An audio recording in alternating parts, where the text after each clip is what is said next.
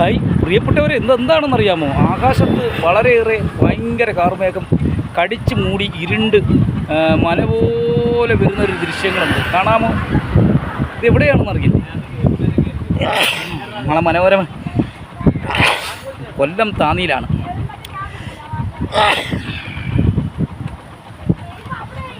അപ്പോൾ നമുക്കിങ്ങനെ ഒരു വലിയ നല്ല കാഴ്ചകൾ കാണാൻ നമുക്ക്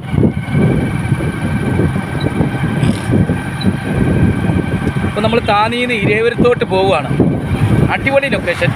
ഇപ്പം റോഡൊക്കെ നല്ല മങ്ങി കിടക്കുന്ന സമയമാണ്, കാരണം മഴക്കോളുണ്ട്.